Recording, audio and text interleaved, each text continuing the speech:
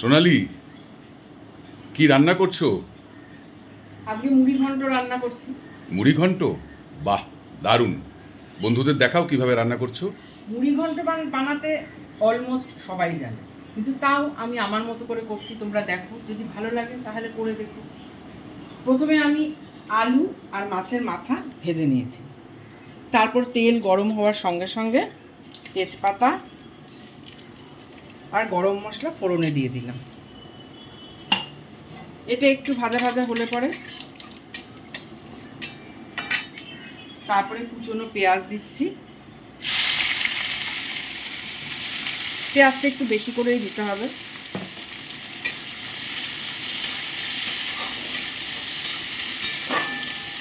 এবার আমি একটুখানি নুন দেবো যাতে পেঁয়াজটা তাড়াতাড়ি মজে যায়।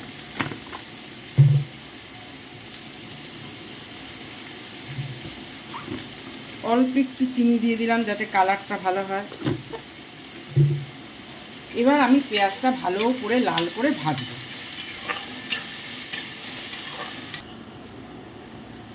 এবার একটু রসুন দিয়ে দিলাম। আমি মুড়িঘণ্টতে একটু রসুন দেই, কেননা আমাদের একটুখানি রুই মাছের বা কাতলা মাছের মাথায় একটু আষ্টে গন্ধ লাগে। একটু রসুন দিলে সে আষ্টে গন্ধটা চলে যায়। এবার রসুনটা একটু ভাজা ভাজা করে নেব।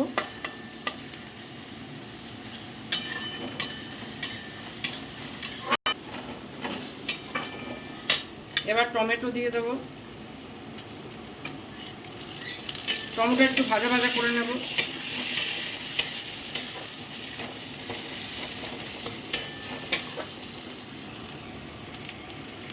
এবার গোবিন্দভোগ চালটা দিয়ে দেবো।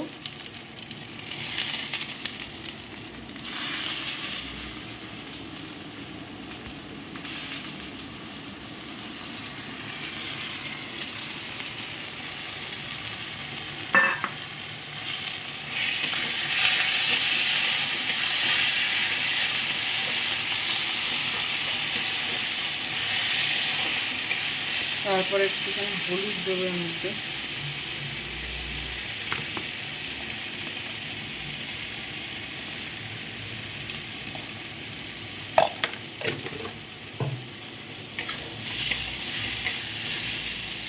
একটু চালটা ভাজা ভাজা হয়ে গেলে এখনই সব মশলা আমি দিয়ে দেবো।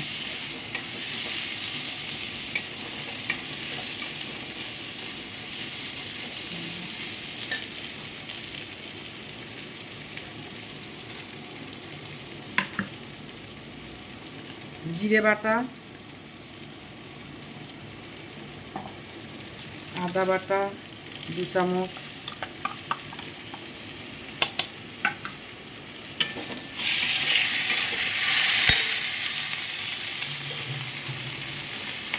লঙ্কার গুঁড়ো 1 চামচ,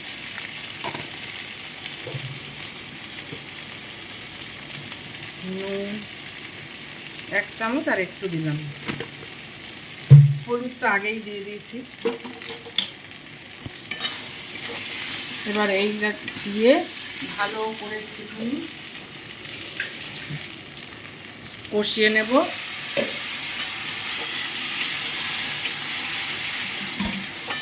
তারপরে এর মধ্যে মাছের মাথা, আলু সব একে একে দেব।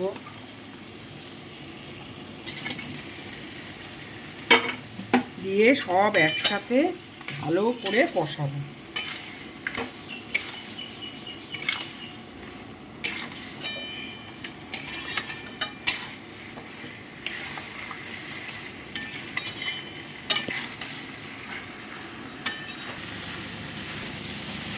ভালো করে কষিয়ে নিচ্ছি। কষানো অলমোস্ট ডান।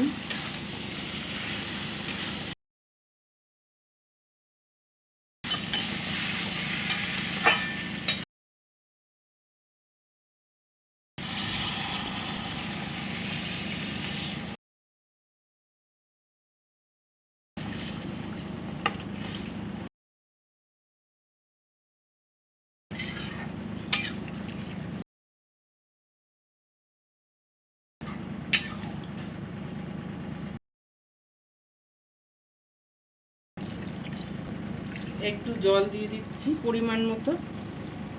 জল দিয়ে এবার আমি ঢাকা দিয়ে দেবো।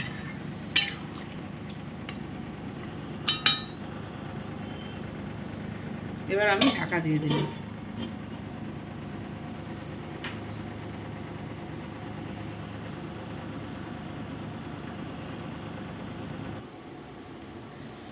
ঢাকাটা সরিয়ে দিয়েছি।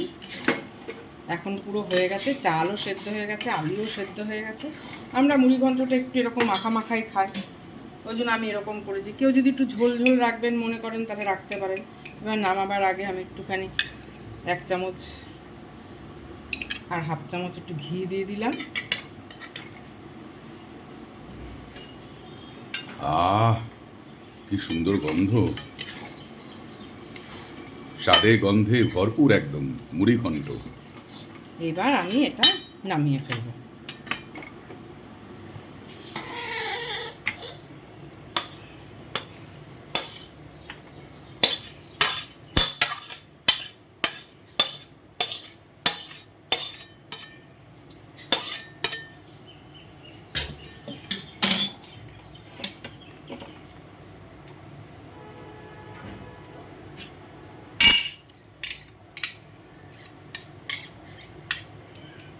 ব্যাস হয়ে গেছে, রেডি।